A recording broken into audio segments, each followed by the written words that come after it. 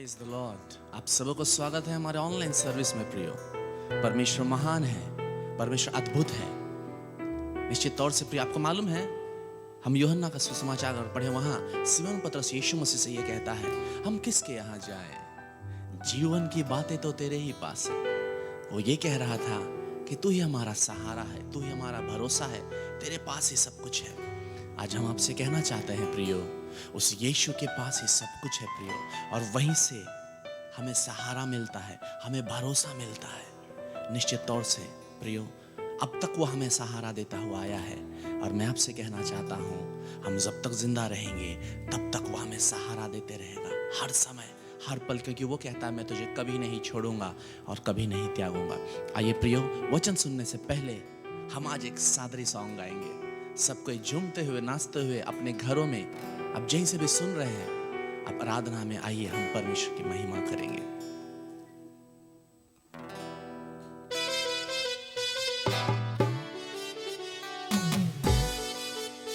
परमेश्वर महान है, सही में प्रियो, वो हमें कभी नहीं छोड़ेगा, कभी नहीं त्यागेगा।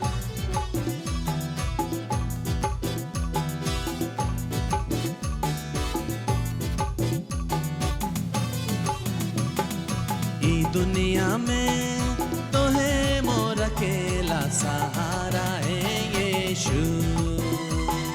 ई दुनिया में तो है मोर अकेला सहारा है यीशु। मुके ना भुलाबे, मुके ना छोड़ाबे हे यीशु। तोर बिना मोए अकेला पाओ ना। मुके ना भुलाबे, मुके ना छोड़ाबे हे यीशु। तोर बिना मोए अकेला पाओ ना।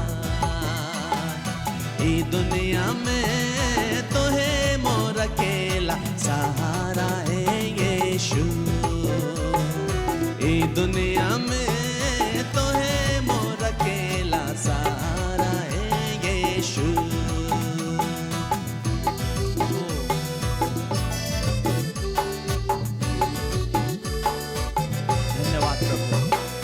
सही में प्रभु, तू हमारा सहारा है, तू हमारा भरोसा है।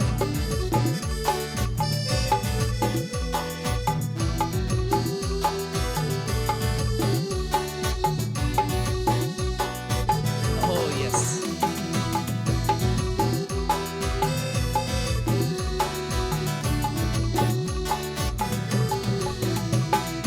और जगह प्रभु मुके सदा रहे के वचन सुन के दे। और जगह प्रभु मुके सदा रहे के वचन सुन के दे। मैं तोर गुण गाबो, मैं तोर गीत गाबो, मैं तोर गुण गाबो, मैं तोर गीत गाबो। ई दुनिया में तो है मोर अकेला सहारा है यीशु। ई दुनिया में तो है मोर अकेला सहारा है यीशु। मुके ना भुलाबे, मुके ना छोड़ाबे हे यीशु। तोर बिना मोए अकेला पाओ ना। मुके ना भुलाबे, मुके ना छोड़ाबे हे यीशु। तोर बिना मोए अकेला पाओ ना। ई दुनिया में तो है मोर अकेला सहारा है यीशु।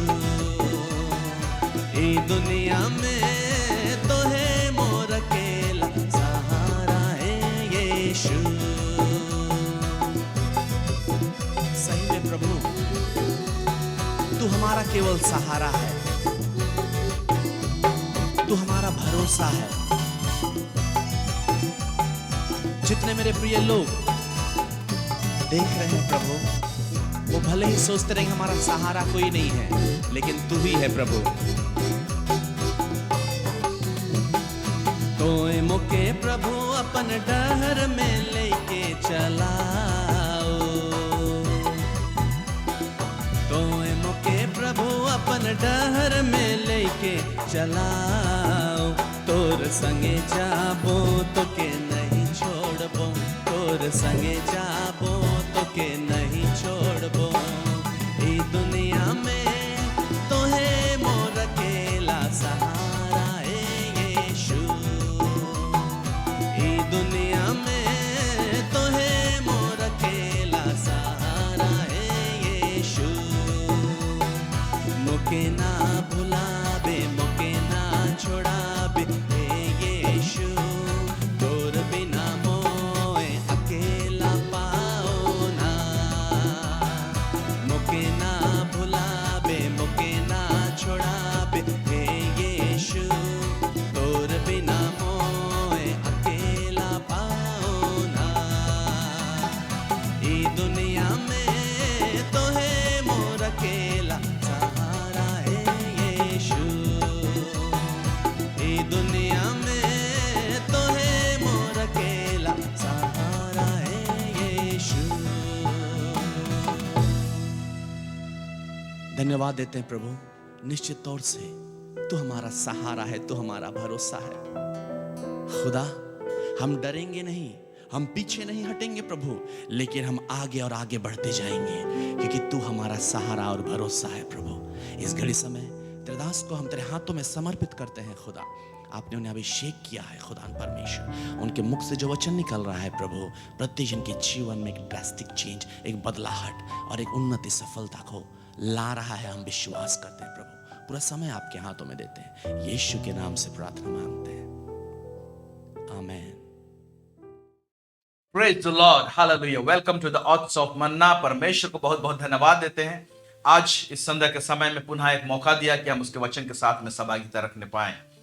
आप सबों को बहुत बहुत धन्यवाद देते हैं हमारे साथ जुड़ने के लिए। निश्चय आज आप कुछ नए बातों को सीखने को जा रहे हैं। हालेलुया।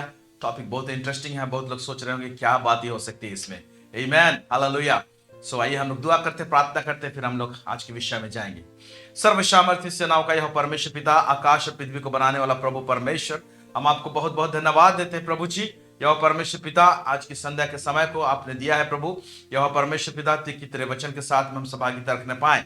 पवित्र आत्मा हमें अपने कब्जे में ले लीजिए, हमारे मुख से होकर बोलिए, बातें कीजिए कलीसिया से प्रभु जी। हर एक के हृदय अंतकरण आत्मा को प्रभु जी आप छुइए, स्पर्श कीजिए। थैंक यू लॉर्ड, आपने एक सुंदर मौका दिया। यीशु मसीह के नाम से मांगते, सुनिए, अदय स्वर्गराज ग्रहण कीजिए, आमेन, हालेलुया।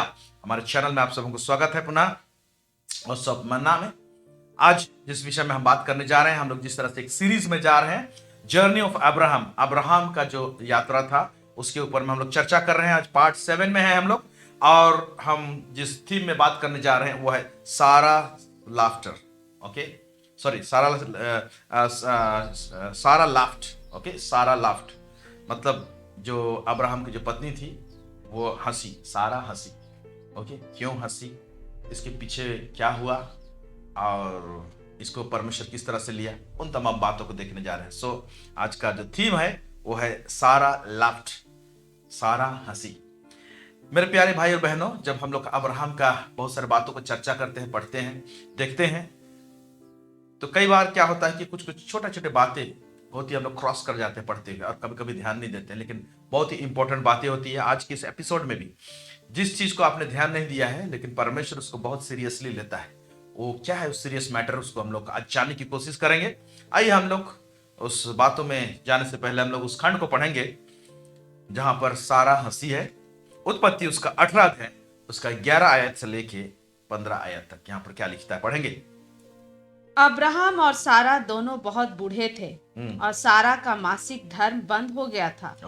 इसलिए सारा मन में हंसकर कहने लगी, मैं तो बूढ़ी हूँ और मेरा पति भी बूढ़ा है, तो क्या मुझे यह सुख होगा?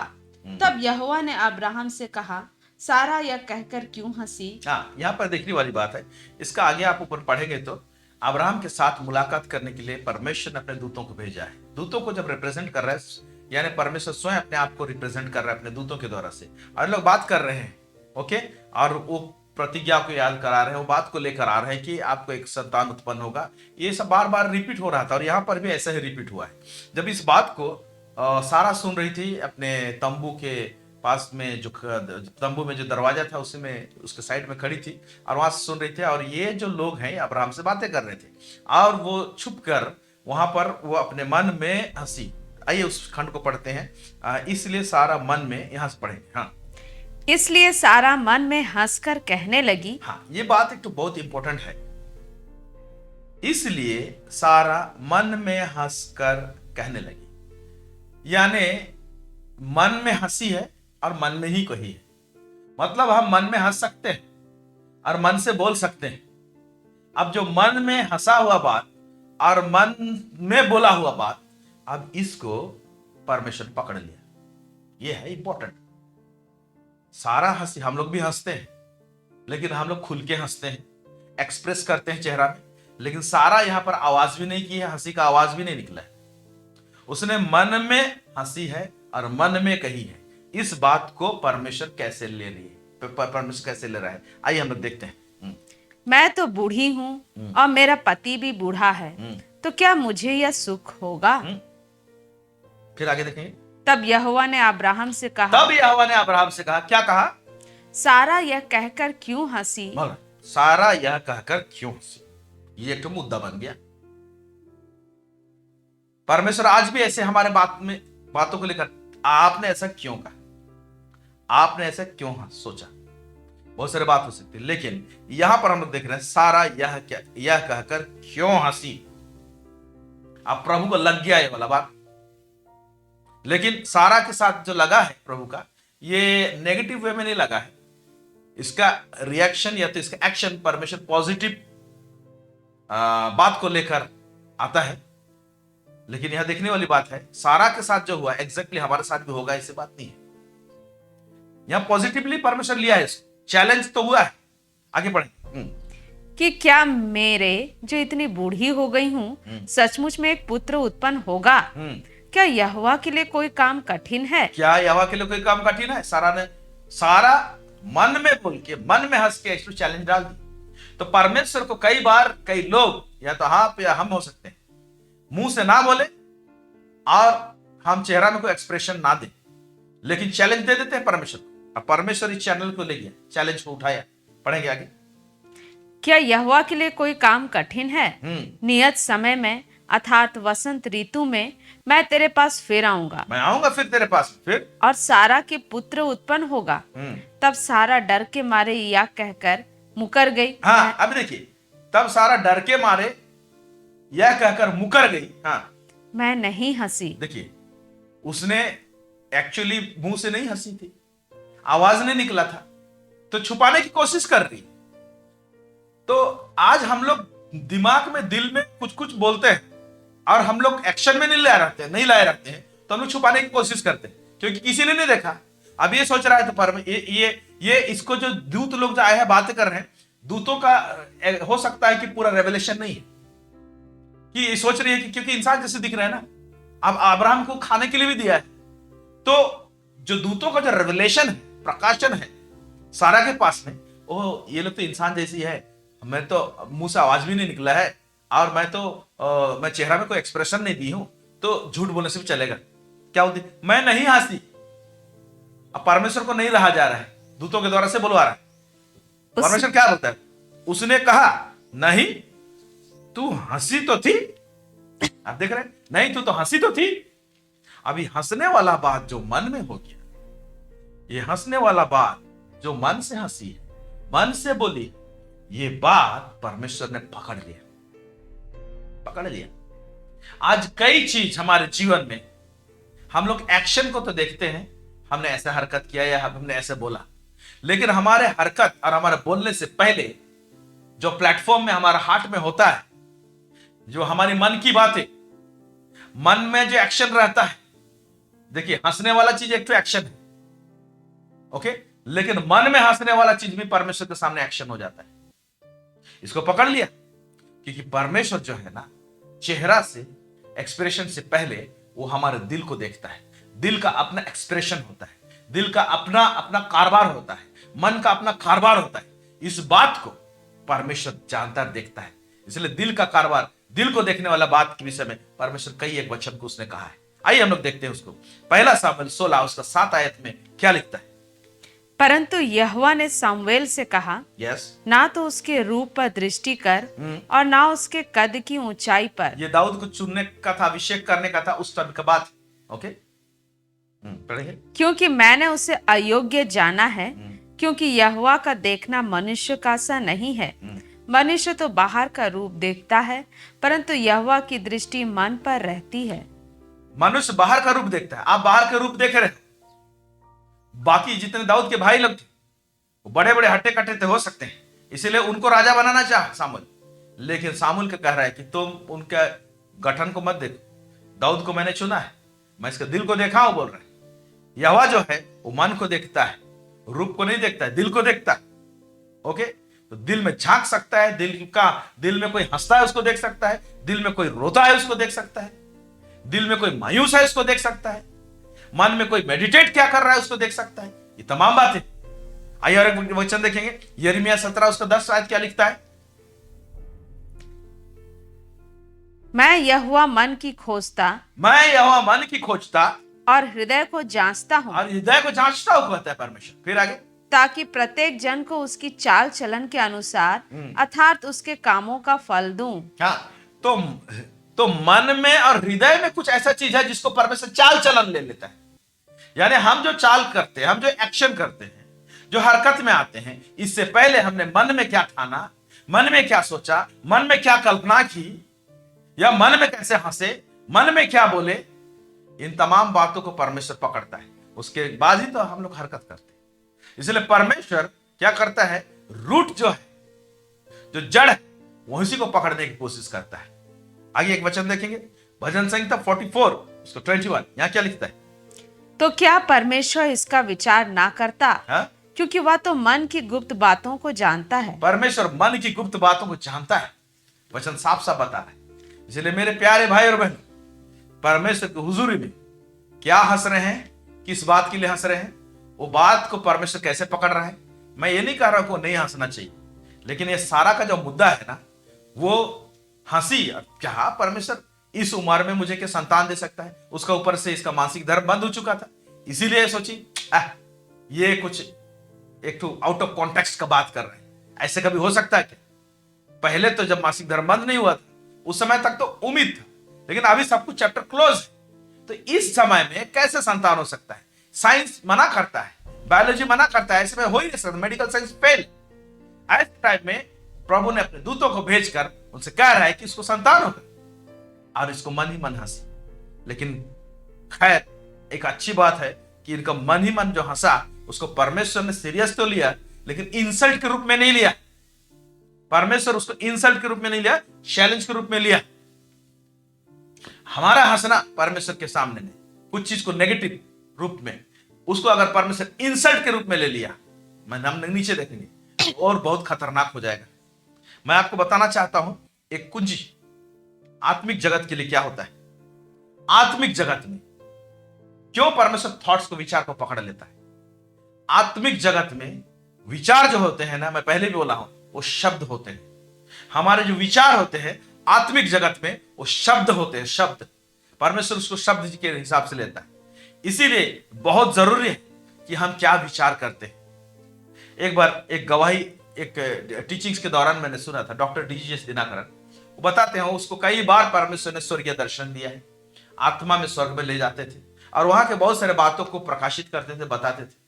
तो मैं एक कैसेट में या तो एक बुक में पढ़ा हूं, याद नहीं आ रहा है, बहुत साल पहले की बात है। जब एक बार डॉक्टर डीजीएस दिनाकरन को ले गया गया स्वर्गीय स्थान में, तो वहां पर वो देख रहा है, वहां पर सब कुछ ओपन है, खुला है, ऐसा लाइट है, वहां पर कोई चीज छुप नहीं सकता है। इवन हम जो सोचते हैं सामने वाला उसको पढ़ पकता पाएगा और जानने पाएगा कि क्या सोच रहे हैं। तो हम जो वहां सोचते हैं वो छुप के नहीं रह सकता, क्योंकि जो चीज सोचेंगे ना वो आवाज करेगा। वहां पर जो चीज सोचते हैं आत्मिक जगत में आवाज करता है, बोलता है, वो आवाज के फॉर्म में आता है। हालेलुया, परमेश्वर अद्भुत जगत को बना के रखे। आप यहां पर सोचेंगे, अगर आत्मा में आप चले गए हैं, यहां सोच रहे हैं, तो वहां पर ना आपका सोच विचार जो है ना वो पूरा ऑडिबल सुनाई देगा। आप क्या सोच रहे हैं ना, आवाज करेगा।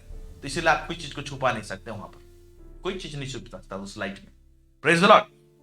इसीलिए मेरे प्यारे भाई बहनों, आत्मिक जगत में जो हमारे जो विचार है वो शब्द के रूप में रहते हैं। इसको आप अच्छी तरह से समझ लीजिए।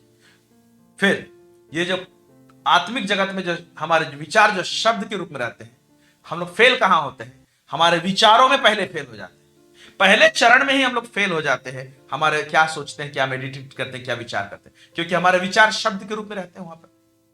तो हम लोग विचार में ही गड़बड़ रहता है हम लोगों का, तो शब्द ही हमारा गड़बड़ रहता है। ये चीज है। ओके, तो परमेश्वर हमारे विचारों को ठीक करने के लिए कुछ इंस्ट्रक्शन दिया है, ताकि तुम्हारे विचार ठीक रहे, तुम्हारे मेडिटेशन, तुम्हारा मनन ठीक रहे, ताकि तुम्हारा मनन के द्वारा से जो वर्ड उत्पन्न होता है वो वर्ड करेक्ट रहे, आत्मिक जगत में असर डाले। इसलिए राइट थॉट्स, राइट वर्ड को क्या करता है? रिलीज करता है आत्मिक जगत में। ये इंपॉर्टेंट पॉइंट है, उसका आप पकड़िएगा। ओके, इफिसी मैं पढ़ रहा हूं क्या इंस्ट्रक्शन दिया, इसीलिए परमेश्वर हमारे विचारों का किस तरह से होना चाहिए। इफिसी 5 अध्याय उसका 19 आयत क्या लिखता है? और आपस में भजन और स्तुति गान और आत्मिक गीत गाया करो। एक मिनट, आपस में भजन और स्तुति गान और आत्मिक गीत गाया करो, ऑडिबल वॉइस। ये तो बोला गया है। नेक्स्ट भाग क्या बोल रहा है, पढ़ेंगे। और अपने अपने मन में प्रभु के सामने गाते और कीर्तन करते रहो। क्या बोल रहा है अभी? नेक्स्ट भाग जो अपने अपने मन में प्रभु के सामने गीत और कीर्तन करते रहो। ओके, चलते फिरते उठते बैठते इवन प्रभु के हुजूरी में आप अपने मन में गा सकते हो। आवाज नहीं निकलेगा तो मन में भी गा सकते हो। ओके, क्योंकि मन में जब गाते हैं परमेश्वर के पास में आत्मिक जगत में वो आवाज के रूप में जाता है। हालेलुया। तो इसीलिए आत्मिक जगत में सब कुछ खुला रहता है। अब वहां से ये दूत लोग आए हैं नीचे में, अब सारा मन में हंस के बोली लिखा हुआ है, लेकिन ये आवाज के फॉर्म में रहता है आत्मिक जगत में। तो ये आत्मिक जगत से आए हुए लोग कैच कर लिए, यानी परमेश्वर ने इसको कैच कर लिया। हाँ, तू हंसी तो थी, तूने मन में ऐसे बोला था। Hallelujah, praise God, praise God. फिर क्या कहता है फिलिप्पी 4 उसका 8 पद में, पढ़ेंगे। इसलिए हे भाइयों, जो जो बातें सत्य हैं और जो जो बातें आदरणीय हैं और जो जो बातें उचित हैं और जो जो बातें पवित्र है और जो जो बातें सुहावनी है और जो जो बातें मनभावनी है, अर्थात जो भी सद्गुण और प्रशंसा की बातें हैं, उन पर ध्यान लगाया करो। तो जो जो बातें उचित है, सत्य है, सुहावनी है, अच्छी अच्छी चीज, इस पर ध्यान लगाया करो लिखा हुआ। इस पर ध्यान लगाया, अंग्रेजी में लिखा है इस पर मेडिटेट करो, मनन करो। तो जब इन बातों के ऊपर मेडिटेट करते, मनन करते हैं, तो हमारा मनन जो करते, विचार जो होते हैं, जब शब्द के रूप में जाता है आत्मिक जगत में, तो राइट चीज, सही शब्द जाता है स्वर्ग। Praise God. इसीलिए हम लोग विचारधारा सब हमारा उल्टा पुल्टा रहता है। वो तो ऑलरेडी उल्टा पुल्टा शब्द दिया है, और हम लोग प्रार्थना करने के टाइम में वो अपने शब्दों को सरियाने की कोशिश करते हैं, लेकिन ऑलरेडी हमारा दिमाग से उल्टा पुल्टा चीज सब ऑलरेडी गया हुआ है। अभी सोच सोच के अच्छे वर्ड लाने से क्या होगा, आप समझ रहे हैं? इस तरह से सोच विचार में हमारा कुछ गलत वर्ड गया है, बोलने के द्वारा से प्रार्थना के टाइम में सही डालना कोशिश करते हैं, ये मैच नहीं करता है। परमेश्वर मतलब झूठ बोल रहा है, परमेश्वर इसको पकड़ लेता है मेरे प्यारे भाई और बहन। इसीलिए हमारा दिन भर का कार्यकलाप, हमारा मेडिटेशन, हमारा मनन, हमारा विचार, हम जो सोचते हैं वो आवाज के रूप में रहता है। इसको भली भांति जांच ले और समझ ले। इसीलिए कई लोगों के एनवायरनमेंट जो होते हैं, क्योंकि विचार ठीक नहीं है तो शब्द ठीक नहीं है, शब्द ठीक नहीं है ना, तो क्या होता है ना, आत्मिक जगत में समझ में आता है तो परमेश्वर भी सुनता है, इवन शैतान भी क्या करेगा, अपना हरकत दिखाएगा, क्योंकि हमारा विचार ठीक नहीं है। परमेश्वर की उपस्थिति नहीं आएगा तो शैतान ही आएगा। तो ये सारे चीज का तालमेल हमारे जीवन में होना चाहिए। सो अगर हमारा मन का विचार का जो शब्द है ये इतना अगर पावरफुल है आत्मिक जगत में, तो सोचिए जिस चीज को अपने विचार किए हैं उसके बाद में आप अपने जुबान से निकालते हैं वो और कितना पावरफुल होगा। इसलिए मन के विचार का जो शब्द जब तक मुंह में नहीं निकाले वो पावरफुल है ही है, लेकिन जब मुंह से निकाल देते हैं तो और पावरफुल हो जाता है। Praise God, hallelujah. आइए हम पॉइंट में आते हैं, जिस चीज को मैं समझाना चाह रहा हूं। ओके, सारा हंसती है। उत्पत्ति 18:15 यूं कहा है, तब सारा डर के मारे यह कहकर मुकर गई, मैं नहीं हंसी। उसने कहा, नहीं, तू हंसी तो थी, मत छुपा। मैंने उस आवाज को सुना जो तूने मन में कहा, मैं उस हंसी को भी सुना जो तूने मन में हंसा। मेरे प्यारे भाई और बहनों, ओके, सो हम लोग कई बार क्या करते हैं, परमेश्वर को मन से हंस के या कुछ इस तरह का विचारधारा ला के परमेश्वर को चैलेंज करते हैं। अगर हमारा बात, सारा का बात तो इंसल्टिंग नहीं लगा, क्योंकि परमेश्वर ने सारा और अब्राहम को चुना था, ओके, हम भी चुने हुए, और उनका हालात ही ऐसा था, इसीलिए उसका मन में अचानक से आ गया। इंटेंशनली ऐसे नहीं की थी, लेकिन कई बार हम लोग भूल जाते हैं, प्रभु की उपस्थिति में रहते हैं, और कोई ऐसा विचार या कुछ ऐसा लाफ्टर, ऐसे हंसी जो कि परमेश्वर को इंसल्ट करने जैसा हो गया। चैलेंज तो कर दिए, लेकिन इंसल्टिंग चैलेंज किए, तो हमारे लिए खतरा हो सकता है। ये बहुत खतरनाक हो सकता है हमारे लिए। आइए एक उदाहरण मैं बताना चाहता हूं। इसमें मन के विचार तो नहीं है, लेकिन किसी ने इस प्रकार का इंसल्ट, ओके, परमेश्वर को शब्द के रूप में कर दिया। क्या हुआ? ओके, हम लोग दूसरा राजा उसका 6ठा अध्याय 24 से लेकर 25 आयत देखेंगे। यहां पर एलीशा के टाइम में घटना होता है। हाँ, देखेंगे, पढ़ेंगे। इसके बाद आराम के राजा बेन-हदद ने अपनी समस्त सेना इकट्ठी करके सोमरोन पर चढ़ाई कर दी। हाँ, बेन-हदद राजा है, शोमरोन के ऊपर में चढ़ाई कर दिया, लिखा हुआ है। एलीशा का टाइम का बात है। सोमरोन पर चढ़ाई कर दी और उसको घेर लिया। उस शहरपनाह को घेर लिया शोमरोन को। फिर तब सोमरोन में बड़ा अकाल पड़ा। एक तरफ है दुश्मन घेर लिया है, और सोमरोन में बड़ा अकाल भी पड़ गया। फिर और वह ऐसा घिरा रहा कि अंत में एक गधे का सिर चांदी के 80 टुकड़ों में और कब की चौथाई भर कबूतर की बीट 5 टुकड़े चांदी तक बिकने लगी। तो वहां पर जो भी चीज है बहुत कॉस्टली हो गया। उसमें से गधे का सिर कितना दाम में बिक्री हो रहा है, और हम लोग देख रहे हैं कबूतर का जो टट्टी है, बीट है, वो उसका भी दाम हो गया, ऐसे बोल रहा है। तो वहां अकाल भी पड़ा हुआ है, दुश्मन घेर के रखा है सोमरोन को, और यहाँ पर हम लोग देख रहे हैं कि सब चीज का दाम बढ़ गया। अब हाहाकार मचा हुआ है, लोग भूखों मर रहे हैं अंदर। ऐसे टाइम में क्या होता है, हम लोग पढ़ेंगे दूसरा राजा 7 उसका 1 से 9 आगे पढ़ेंगे, तो यहाँ पर क्या लिखा। तब एलीसा ने कहा, यहोवा का वचन सुनो। तब एलीशा भविष्यवक्ता आकर कहता है, आओ सुनो परमेश्वर का वचन क्या कहता है। यहोवा यूं कहता है, कल इसी समय सोमरोन के फाटक में सा भर मैदा 1 शेकेल में और 2 सा जौ भी 1 शेकेल में बिकेगा। हाँ, 1 शेकेल में, बहुत कम दाम में क्या मिलेगा बोलता है, क्या क्या मैदा मिलेगा बोल रहा है, और जौ मिलेगा बोल रहा है। ओके, 1 शेकेल में, बहुत कम दाम में। वहां पर देखिए कबूतर का बिट जो है, टट्टी है, वो इतना दाम हो गया है, और दूसरे ही दिन कल सुबह मिलेगा, बहुत कम दाम में अच्छा खाने पीने को मिलेगा बोल रहे। तब क्या होता है, सुनेंगे, पढ़ेंगे। तब उस सरदार ने, जिसके हाथ पर राजा तकिया करता था, परमेश्वर के भक्त को उत्तर देकर कहा। राजा के कर्मचारी परमेश्वर के भक्त एलीशा को उत्तर देके क्या बोल रहे हैं, सुन, चाहे यहोवा आकाश के झरोखे खोले तो भी क्या ऐसी बात हो सकेगी? क्या बोल रहा है? अभी ये मन में नहीं बोल रहा है, मन में बोला है पहले, मन से का जो बात है, दिल का जो बात है, अभी जुबान में लेकर आए हैं। क्योंकि दिल में, दिमाग में जो चीज नहीं सोचे रहेंगे उसको कैसे बोलेंगे, पहले सोचते हैं फिर बोलते हैं। ओके, अब इस तरह से बोल रहे हैं। हाँ, ये क्या बोल रहा है, मजाक कर रहा है, इंसल्ट कर रहा है परमेश्वर को। परमेश्वर के भक्त को उत्तर देकर कहा, सुन, चाहे यहोवा आकाश के झरोखे खोले तो भी क्या ऐसी बात हो सकती है। आगे पढ़ेंगे। परंतु उसने कहा, सुन, तो यह अपनी आंखों से तो देखेगा, परंतु उस अन्न में से कुछ खाने ना पाएगा। बोला, देख, तुम ऐसे चैलेंज कर दिया परमेश्वर को, और ये बात इंसल्ट हो गया परमेश्वर।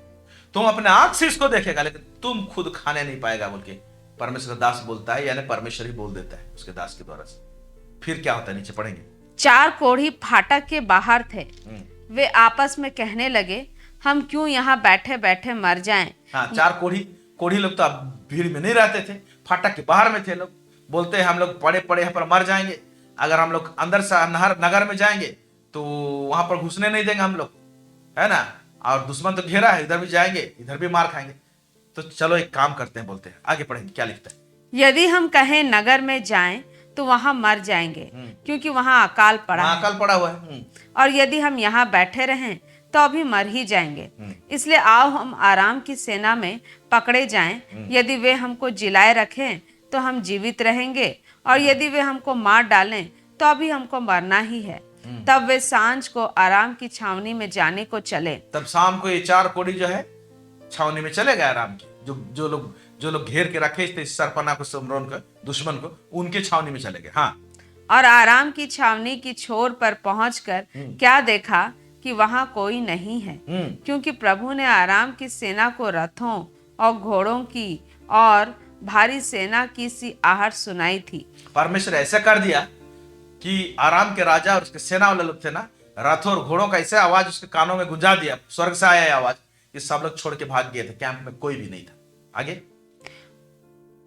और वे आपस में कहने लगे थे, सुनो, इज़राइल के राजा ने हित्ती और मिस्री राजाओं को वेतन पर बुलवाया है कि हम पर चढ़ाई करें। इसलिए वे सांझ को उठकर ऐसे भाग गए कि अपने डेरे, घोड़े, गधे और छावनी जैसी की तैसी छोड़ छाड़ अपना अपना प्राण लेकर भाग गए।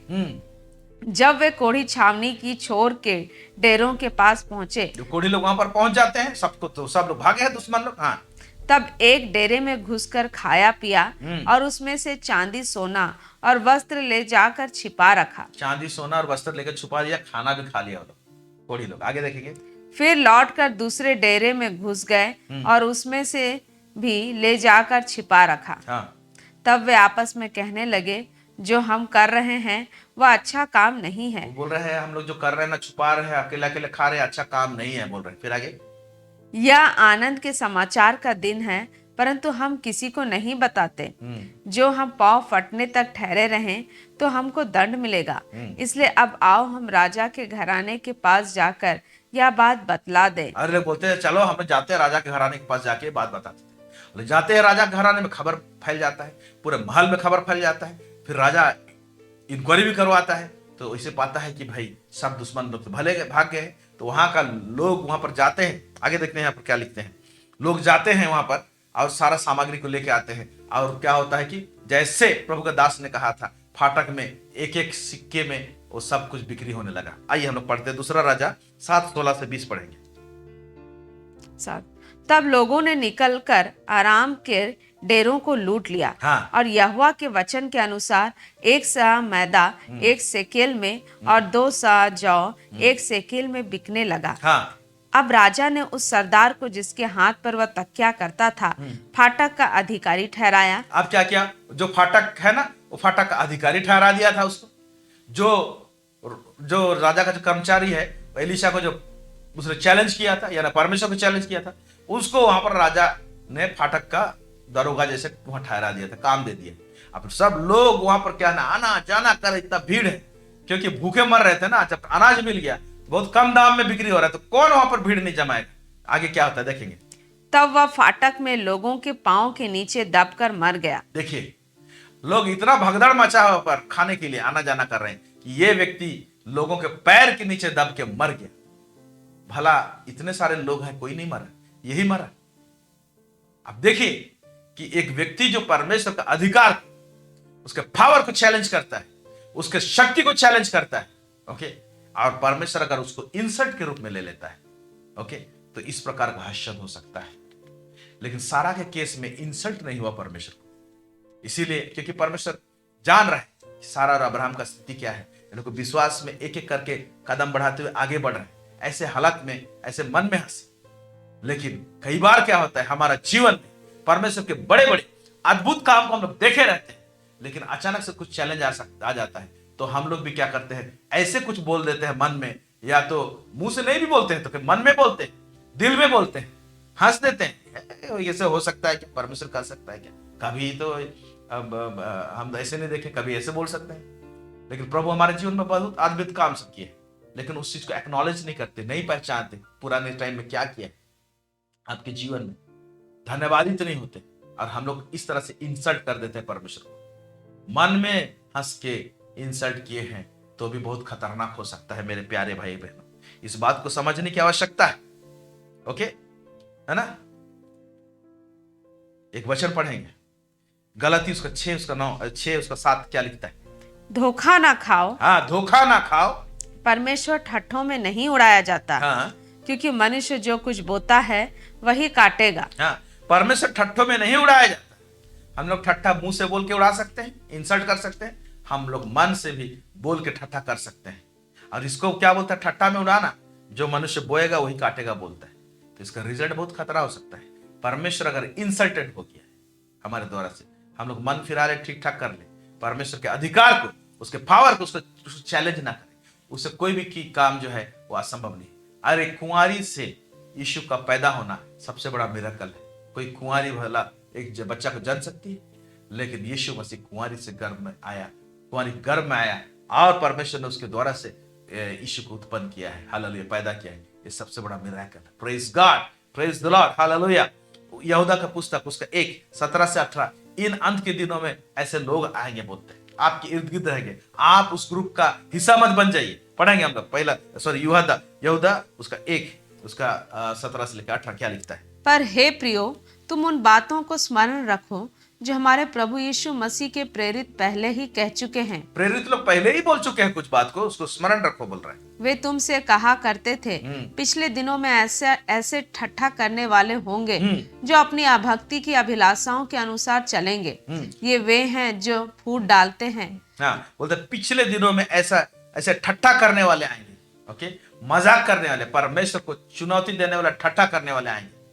इन लोगों का हिस्सा नहीं बनना है हम लोगों को, और ना उनके जैसा हमारे दिल में या तो मन में ठट्ठा करना है परमेश्वर को। ओके, सारा एक विश्वासी है समझ, लेकिन कुछ स्थिति परिस्थिति कारण उसने मन में मुस्कुरा दिया या तो मन में हंस दी, परमेश्वर पकड़ लिया उसको नजरअंदाज नहीं किया, पकड़ा उस बात। हमारे साथ भी ऐसा हो सकता है।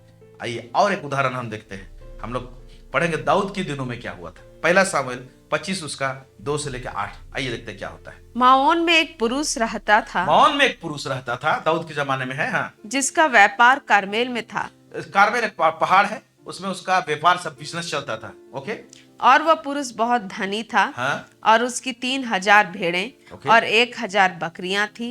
और वह अपनी भेड़ों का ऊन कतर रहा था। हाँ, वो इतने सारे भेड़ बकरी थे और अपने भेड़ों का ऊन कतर रहा था, ऊन का बिजनेस करता था, बहुत पैसा वाला था। आगे देखेंगे। उस पुरुष का नाम नाबाल। उस पुरुष का नाम बता दिया साफ साफ, उसका नाम था नाबाल। नाबाल का मतलब होता है मूर्ख, फूल। आगे बढ़ेंगे। और उसकी पत्नी का नाम अबीगैल था। स्त्री तो बुद्धिमान और रूपवती थी, परंतु पुरुष कठोर और बुरे बुरे काम करने वाला था। वह काले वंशी था। जो ना कठोर और बुरे बुरे काम करने वाला था, लेकिन उसकी पत्नी अबीगैल जो है ना, वो बुद्धिमान स्त्री थी, लिखा हुआ है। आगे पढ़ेंगे। वह काले वंशी था। जब दाऊद ने जंगल में समाचार पाया कि नाबाल अपने भेड़ों का ऊन कतर रहा है, तब दाऊद ने 10 जवानों को वहां भेज दिया। और दाऊद ने उन जवानों से कहा, दाऊद ने 10 जवानों को नाबाल के पास भेजा। क्यों? ताकि कुछ खाना ना मिल जाए, क्योंकि उन दिनों में क्या था कि दाऊद जंगलों में रहता करता था। साउल उसको मारने के लिए दौड़ाता था इधर उधर, तो जंगल में रहना पड़ता था उसको। तो दाऊद को पता चला भाई उनको तो खाना भी खाना है। और दाऊद को ऑलरेडी परमेश्वर अभिषेक कर लिया है, भले रजगद्दी में नहीं बैठा है, लेकिन परमेश्वर की दृष्टि में राजा है, अभिषेक किया गया है, ओके, सामुएल के द्वारा से। लेकिन जंगलों में रह रहा है कुछ स्थिति परिस्थिति के कारण से। ऐसे टाइम में खाना या तो खाने का सामग्री लाने के लिए नाबाल के पास में, है ना, अपने 10 जन मित्रों को भेजता है। तब क्या होता है देखेंगे। और दाऊद ने उन जवानों से कहा, कारमेल में नाबाल के पास जाकर मेरी ओर से उसका कुशल क्षेम पूछो। मैंने नमस्कार करना, कुशल क्षेम पूछना, कितना सुंदर तरीके से भेजा है उनको। फिर आगे। और उससे यूं कहो, तू चिरंजीव रहे, तेरा कल्याण हो और तेरा घराना कल्याण से रहे, और जो कुछ तेरा है वह कल्याण से रहे। हाँ, सब कल्याण कल्याण बोल के उनको बोलना और आज को ब्लेस करना बोल के बोला है। मैंने सुना है कि जो तू ऊन कतर रहा है, तेरे चरवाहे हम लोगों के पास रहे। तेरे चरवाहे लोग ना जंगल में जब रहते थे, हमारे पास रहे थे, हमने उसकी रक्षा रखवाली की थी दुश्मनों से। इस बात को याद करवाना बोल के दाऊद बोलता है। आगे पढ़ेंगे। मैंने सुना है कि जो तू ऊन कतर रहा है, तेरे चरवाहे हम लोगों के पास रहे, और ना तो हमने उनकी कुछ हानि की और ना उनका कुछ खोया। अपने जवानों से यह बात पूछ ले और वे तुझको बताएंगे। अतः इन जवानों पर तेरे अनुग्रह की दृष्टि हो। हम तो आनंद के समय में आए हैं, इसलिए जो कुछ तेरे हाथ लगे वह अपने दासों और अपने बेटे दाऊद को दे। हाँ, तो क्या करते हैं, दाऊद अपने आप को छोटा बना देता है, अपने बेटे दाऊद को दे, हमको भोजन चाहिए, हम जंगलों में भटक रहे हैं। अब दाऊद एक अभिषिक्त जन, इस जगह मैं ये बताना चाहता हूं, मन में डायरेक्टली परमेश्वर के खिलाफ में हंसना या तो चैलेंज करना या तो उसको इंसल्ट करना भारी पड़ सकता है। साथ में कई बार क्या करते हैं, अभिषिक्त जनों को मजाक उड़ा देते हैं, यह भी बहुत बड़ा भारी पड़ सकता है। कई बार अभिषिक्त जनों का इंसल्ट हम मन में करते हैं, दिल में करते हैं, नहीं बोलते हैं, लेकिन ये इंसल्ट को परमेश्वर सुन लेता है। ये तो यहां पर पूरा इंसल्ट कर देता है, पूरा जुबानी करता है। दोनों केस में कर सकते, जुबानी भी करते हैं। और मैंने कहा कि हमारे हृदय में उठने वाले जो वर्ड होते हैं, है ना, वो आवाज के रूप में रहते हैं, मन में रहता है लेकिन आवाज के रूप में रहता है। देखते हैं ये व्यक्ति जो नाबाल है वो क्या करता है। पहला शमूएल 25:9 से लेकर 11 आयत में क्या लिखता है, पढ़ेंगे। दाऊद के जवान जाकर ऐसी बातें उसके नाम से नाबाल को सुनाकर चुप रहे। हाँ। नाबाल ने दाऊद के जनों को उत्तर देकर उनसे कहा, दाऊद कौन है? दाऊद कौन है? देखिए, दाऊद अभिषिक्त जन है, लेकिन क्या बोलता है, दाऊद कौन है? अच्छा, उसको ठहरा दिया था परमेश्वर, दाऊद कौन है बोल रहा है। फिर आगे, ईशै का पुत्र कौन है? आजकल बहुत से दास अपने अपने स्वामी के पास से भाग जाते हैं। क्या मैं अपनी रोटी पानी और जो पशु मैंने अपने कतरने वालों के लिए मारे हैं लेकर ऐसे लोगों को दे दूं जिनको मैं नहीं जानता कि कहाँ के हैं? जो लोग कहाँ के हैं, एक्चुअली मजाक उड़ाता है इसका।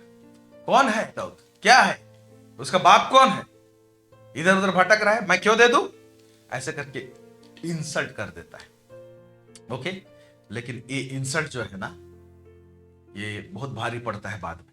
अब क्या होता है कि दाऊद के जो कर्मचारी हैं लोग, वो लोग लौट जाते हैं, लेकिन नाबाल के कुछ लोग जो थे काम करने वाले, ये लोग अबीगैल नाबाल की पत्नी को बताते थे कि दाऊद की तरफ से 10 लोग भेजे हुए थे, वो लोग कुछ भोजन मांग रहे थे, लेकिन आपका पति ने ऐसा बोल के उनको इंसल्ट करके भेज दिया। लेकिन ये बुद्धिमान स्त्री थी अबीगैल, वो क्या की, मेरा पति ना मूर्ख है, बहुत बड़ा भूल किया, एक अभिषिक्त जन का तिरस्कार किया, उसने इंसल्ट किया उसको बोलकर, वो क्या करती है, तुरंत भेड़ बकरियों को मरवाती है, उसका मीट लेती है, रोटी लेती है, दाखरस लेती है, फल मूल लेती है, और वो दाऊद से भेंट करने के लिए जाती है। इसी टाइम में दाऊद सुन लेता है कि नाबाल ने मजाक उड़ाया है उसका, तो दाऊद गुस्सा में तलवार लेकर आता है अटैक करने के लिए। रास्ता में अबीगैल के साथ मुलाकात होता है, अबीगैल उसके दंडवत करती है, भोजन देती है और क्षमा मांगती है अपने पति के लिए, उसे छोड़ दीजिए, वो तो मूर्ख है मेरा पति बोलता है। और दाऊद का गुस्सा ठंडा होता है, बोलता है, धन्य है तू स्त्री, आज तेरे कारण मेरे हाथ से और एक जन को हत्या करते करते बच गया, वो मेरे हाथों से वो मर जाता नहीं तो आपका पति, ऐसे बोलता है। और दाऊद वहां से लौट जाता है। अब अबीगैल लौटती है और नाबाल अपने घर में वो दाख मधु पी रहा है, पूरा नशे में है, और उसने जो दाऊद के साथ में जो व्यवहार किया है ना, ओके, उसके लोगों के साथ में उसका चर्चा कर रहा है और मजाक उड़ा रहा है। ऐसे टाइम में अबीगैल आके बताती है, जिसका तू मजाक उड़ा रहा ना, तेरे को मारने के लिए आ रहा था। ये सारा खबर अबीगैल नाबाल को देती है। ओके, उस जगह का घटना को पढ़ेंगे हम लोग। पहला शमूएल 25:36 से लेके 38 क्या लिखता है यहाँ पर। तब अबीगैल नाबाल के पास लौट गई, हाँ। और क्या देखती है कि वह घर में राजा का सा भोज कर रहा है, और नाबाल का मन मगन है, और वह नशे में अति चूर हो गया है। हाँ। इसलिए उसने भोर के उजाला होने से पहले उससे कुछ भी ना कहा। उसके सवेरे जब नाबाल का नशा उतर गया तो पूरा होशो हवास में बोल रहा है अबीगैल। हाँ। तब उसकी पत्नी ने उसे सारा हाल कह सुनाया। तब उसका मन का हियाव जाता रहा, और वह ढीला हो गया, उसका जितना भी मन का हियाव था, कॉन्फिडेंस सब जाता रहा, और वह पत्थर सा सुन्न हो गया। और 10 दिन के पश्चात यहोवा ने नाबाल को ऐसा मारा कि वह मर गया। यहाँ साफ लिखा है, नाबाल को परमेश्वर 10 दिन के बाद ऐसा मारा कि मर गया। मेरे प्यारे भाई बहन, हम मन से या हृदय कुछ बोलते हैं, चैलेंज करते हैं परमेश्वर को, या तो परमेश्वर के अभिषिक्त जनों को। परमेश्वर को अगर चैलेंज करते हैं, सारा का जो चैलेंज मुस्कुरा के किए तो हंस के किए, इसको परमेश्वर ने पॉजिटिव वे में लिया, इसीलिए उसका अच्छा रिजल्ट निकला। परमेश्वर दिया उनको संतान इसहाक। लेकिन ऐसी बहुत सारी चीज अगर परमेश्वर नेगेटिव वे में ले जाए, इंसल्ट के रूप में ले जाए, तब तो बहुत खतरा हो सकता है हमारे लिए। इसलिए मेरे प्यारे भाई बहन, इवन विश्वासी होने के टाइम में भी जब हम लोग को परमेश्वर धर्मी ठहरा दिया, कई स्थिति परिस्थिति में हम लोग भूल जाते हैं कि क्या हम मन में हंस रहे हैं, क्या मन में बोल रहे हैं, क्या परमेश्वर को हम लोग इंसल्ट तो नहीं कर रहे इसके द्वारा से। तो परमेश्वर अगर इंसल्ट के रूप में ले लिया उस चीज को, तो हमारे लिए बहुत बड़ा प्रॉब्लम खड़ा हो सकता है, समस्या खड़ा हो सकता है। ये छोटा छोटा चीज नहीं है। यहाँ जान के नाबाल का जान चला गया, आप देख रहे हैं। वहां पर ऊपर में देखते हैं कि सोमरोन का वहां पर देख रहे हैं कि जहां पर जो खाने पीने का सामग्री मिलना था गेट कीपर, वो गेट कीपर उसका जान चला गया। ऐसा ना हो हमारे साथ। तो इसलिए मेरे प्यारे भाई बहने, हमारा जो मन में जो हम लोग सोचते हैं बोलते हैं वो आत्मिक जगत, वो आवाज है, वो वर्ड है। इसलिए अपना सोच विचार को रिफाइन करें, आत्मिक गीत गाएं मन में, जो चीज की परमेश्वर को भाए, अच्छा लगे, और वो सारा आवाज आत्मिक जगत में सुनाई दे, तो वहां का आशीष को हमारे रिलीज करें। परमेश्वर के पास में क्रोध भी है, परमेश्वर के पास प्रेम है, परमेश्वर के पास में आशीष है। कोई ऐसा इंसल्ट का वर्ड ना भेज दें अपने दिलो दिमाग से वहां पर कि परमेश्वर इंसल्ट खाए और परमेश्वर का क्रोध या कोप वहां से भड़के। आप देख रहे हैं वहां से आ सकता है, हाँ आ सकता है। सदोम और गमोरा परमेश्वर के खिलाफ में ऐसे पाप किए, आग बरसा, गंधक बरसा, स्वर्ग से बोलता है। तो एक ऐसा गंधक है जो नाश कर सकता है, वो बरसता है। तो स्वर्ग में अच्छी चीजें हैं और ऐसी चीज को भी छुपा के रखे परमेश्वर, जो धरती में गिरेगा ना नाश हो जाएगा। इसीलिए आप और हम क्या बोलते हैं, क्या हंसते हैं, परमेश्वर को इंसल्ट नहीं करना चाहिए। परमेश्वर का अथॉरिटी, उसका अधिकार को चैलेंज नहीं करना चाहिए, लेकिन परमेश्वर को और बड़ा करना चाहिए हमारे बातें कि तू महान है, तू बड़ा है, हमारा परमेश्वर ऐसे कर सकता है। तब हम वो आशीषों को हमारे जीवन में देख सकते हैं। आमीन। परमेश्वर इस वचन के द्वारा से बहुत अधिकाई से आप सबको आशीष करे। आमीन, हालेलुया। प्रार्थना करते हैं। सर्वसामर्थी सेनाओं का यह परमेश्वर पिता, आकाश और पृथ्वी को बनाने वाला प्रभु परमेश्वर, हम आपको बहुत धन्यवाद देते हैं। आज प्रभु जी हम लोग सारा जो हंसी, उसमें से कुछ बात को सीखने पाए प्रभु जी। वो मन में हंस के बोली लिखा हुआ है, मन में बोली, लेकिन प्रभु वो एक मुद्दा हो गया। प्रभु आपने उसे पकड़ लिया और उस बात पर आपने टिप्पणी किया, उसे छोड़ा नहीं हुई, जो डील किया प्रभु जी। यह परमेश्वर पिता, आज हम भी हमारे मन हृदय में हम किस तरह से बोलते हैं, हंसते हैं, क्या करते हैं प्रभु जी। कोई भी चीज हम आपको इंसल्ट नहीं करना चाहते हैं। हमें ऐसे ग्रेसफुल हार्ट दे कि हमेशा हमारे हृदय से प्रभु जी हम आपको तारीफ करें, महिमा करें और प्रशंसा करें प्रभु जी। ऐसा हमारे हृदय दे, ऐसा हमारे मन दे, ऐसे हमें हमारे मन में शब्द दे प्रभु परमेश्वर पिता, ताकि वो आदरणीय हो और आपके पास एक्सेप्टेबल हो प्रभु जी। ताकि स्वर्ग के झरोखे खुल जाए और हमारे जीवन से में अपरिमित रूप से आशीष को बरसाए प्रभु जी। सब बातों में आपको महिमा और गौरव देते हैं, यीशु मसीह के नाम से मांगते, सुनिए अदय से स्वर्गराज ग्रहण कीजिए। आमीन। प्रभु आप सबको बहुत अधिकाई से आशीष करे। हमारे साथ जुड़ते रहिए और इस चैनल को जो लोग नया देख रहे हैं सब्सक्राइब कर लीजिए, शेयर कीजिए अपने फ्रेंड्स को, ताकि वे लोग भी आशीषित होने पाए। Thank you so much. Thank you. God bless you.